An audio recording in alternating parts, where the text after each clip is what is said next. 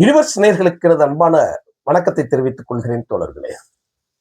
10 சீட்டு பிரேமலதாவும் திமுகவும் சேர்ந்த ஒரு கூட்டணி எப்படி தொலைந்து மண்ணுக்குள் மறைந்ததோ அதே போல இன்னைக்கு ஒரு அறிக்கை ஒண்ணு வெளியே கொடுத்திருக்கிறாங்க. யாரு? தேமுதிகவின் பொதுச் செயலாளர் பதவியை விஜயகாந்திடம் இருந்து நாற்காலியில் அமர வைத்து என்கின்ற வார்த்தையை சொல்லுவதை விட இழுத்து வந்து ஏற்றுக்கொண்ட பிரேமலதாவின் வாக்குமூலமும் அவன் மகன் கொடுத்த வாக்குமூலத்தையும், அதனால் தமிழ்நாட்டு அரசியலில் ஏற்பட்ட பிரளயமும் அரசியல் மாற்றமும், ஏன் இன்னும் சொல்ல போனால் ஆட்சி மாற்றமும் எப்படி நடந்தது அப்படிங்கிறதுக்கு ஒரு வாக்குமூலம் கொடுத்திருக்கிறாங்க. அதை இப்ப நான் சொல்றேன், பாருங்க, படிக்க. அப்படியே செய்தியில் வந்ததைத்தான் நான் பேசுறேன், எதையும் நான் சொல்லல. இது என்னுடைய தனிப்பட்ட கருத்து இல்லை தோழர்களே, அதை சொல்றேன் பாருங்க. சோபால்ல லாக்கரே வந்தாலும் தேமுதிக கூட்டணி மாறாது. இத கடவுளே வந்தாலும் நம்ப மாட்டாங்க.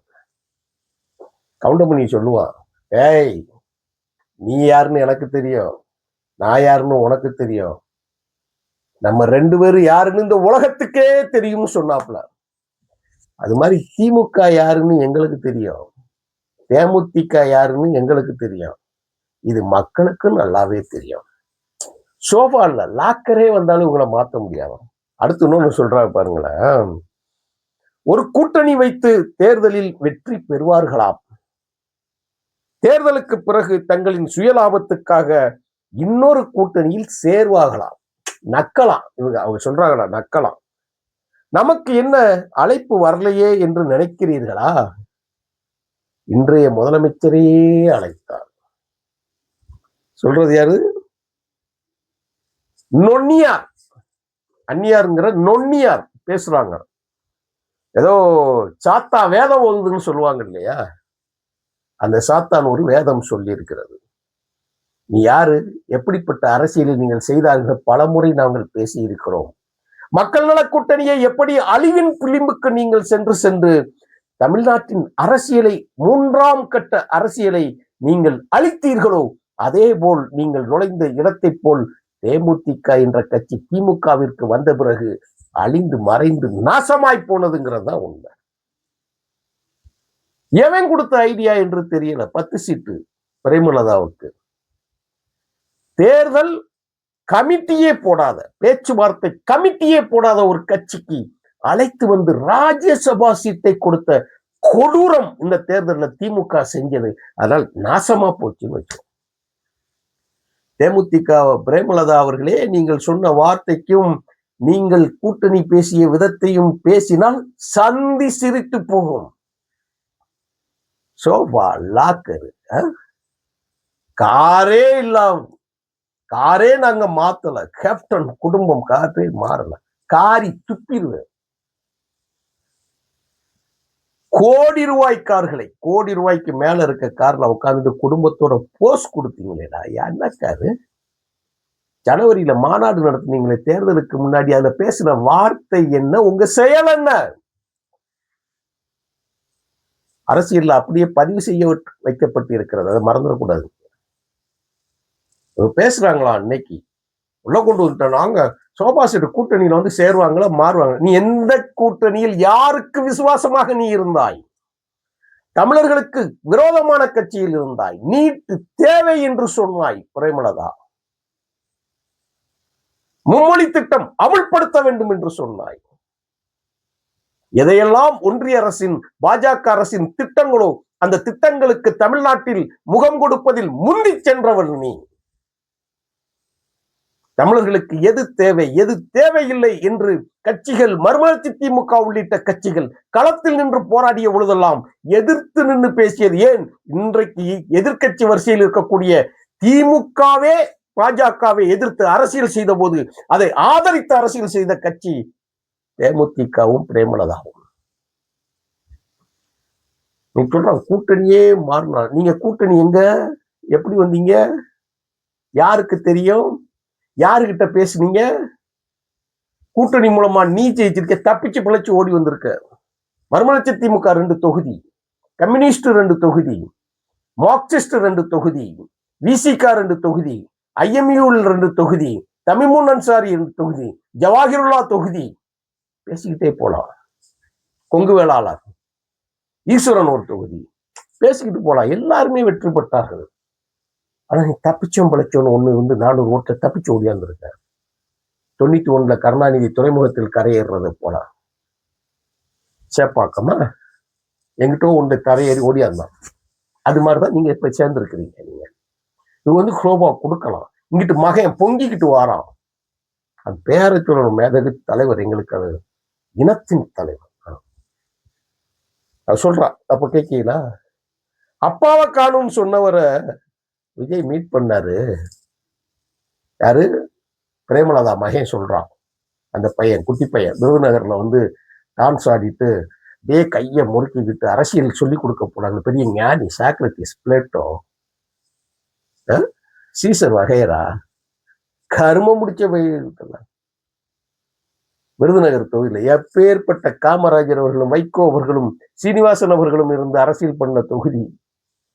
தரித்திரம். எங்க சரி, அதை விடுவோம். என்ன சொல்றான்னு சொல்லி பாத்தீங்க அப்படின்னா, விஜய் அண்ணா பேரை சொன்னாலே நெட்ல திட்டுறாங்க, இணையங்கள்ல அசிங்கமா பேசுறாங்க.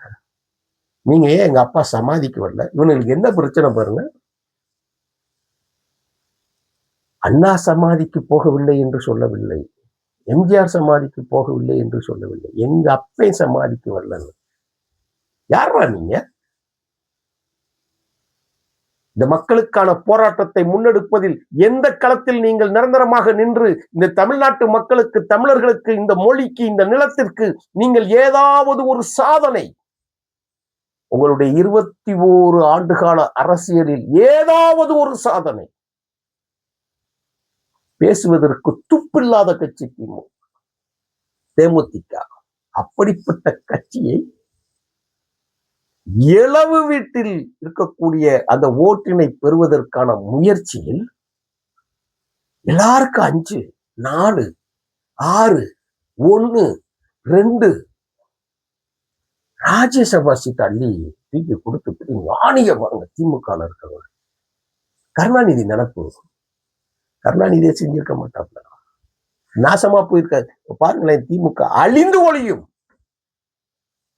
ஆள் இல்லாத வீட்டுல இழுப்பு கொண்டாட்டங்கிறது தான் இது.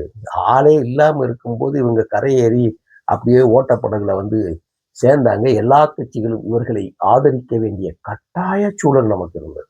அதான் உண்மை. அதை விட்டு போட்டு திமுகவை காப்பாத்துறாங்களாம். ஐயோ, திமுகவை காப்பாத்துறதுக்கு வந்துட்டாங்க. அதே ஒரு புதகுழி.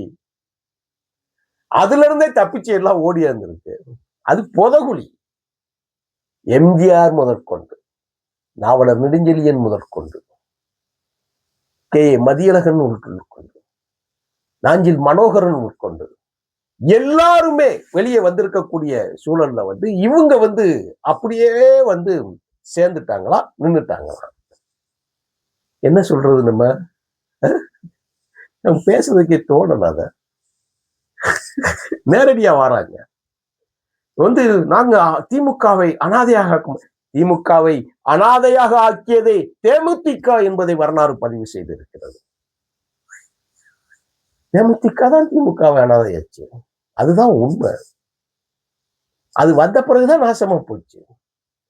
அவரை தூக்கிக்கிட்டு அலைஞ்சதுதான் திமுகவோட அழிவுக்கு காரணமாயிருச்சு. இப்ப பிரச்சனை என்ன? கரடியே காரி துப்பி இருக்கிறது. அதான் உங்களுக்கு நடந்திருக்கக்கூடிய செய்தி. உங்களை யாரும் அழைக்க மாட்டாங்க, உங்களை யாரும் கூப்பிட மாட்டாங்க. இப்ப ஏன் வரலங்கிறது தான் பிரச்சனை. இவங்க சொல்றதே எல்லாத்தையும் பார்த்தீங்களே, எங்களை ஏன் நீங்க பார்க்கல? அதைத்தான் இவங்க சொல்றாங்களே தவிர வேற ஒன்றும் பிரச்சனை கிடையாது. அடுத்த நிமிஷம் ஓடி போயிடுவாங்க. கமலஹாசன் இப்ப கூப்பிட்டா கூட ஓடி போயிடுவாங்க. சரத்குமார் மீண்டும் ஓடி கட்சி ஆரம்பிச்சாலும் ஓடி போயிடுவாங்க. அப்படித்தானே இவங்க இருந்தாங்க. தினகரனோட கூட்டணி வச்சு பாதிக்கு பாதி வேட்பாளர் கூட நிறுத்த முடியாமல் அவலப்பட்ட வரலாறு. மொத்தமே 1% கூட ஓட்டு பெறாத ஒரு கட்சி. அந்த கட்சியை தலையில தூக்கிட்டு எல்லாரும் தலையிலையும் கள்ளக்கொண்டி எரிஞ்ச மாதிரி திமுக இருந்தது.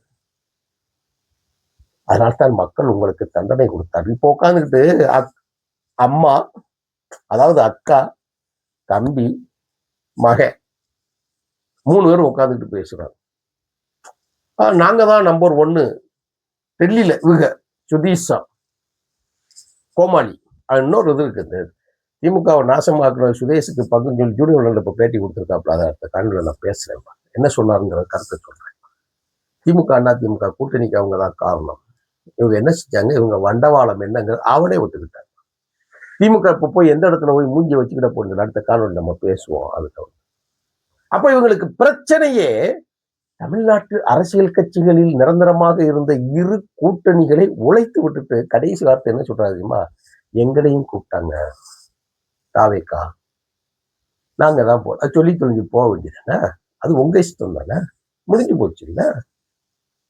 ஏதோ திமுக நம்ம சிரிப்பு தான் வரும் தோழர்களை, தவறாக எடுத்துக்கொள்ள வேண்டாம்.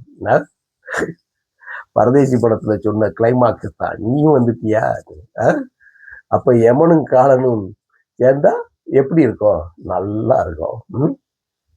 உங்கள் இருவருக்கும் சேர்த்து தமிழக மக்கள் முடிவுரை எழுதுவார்கள். நன்றி, வணக்கம் தோழர்களே.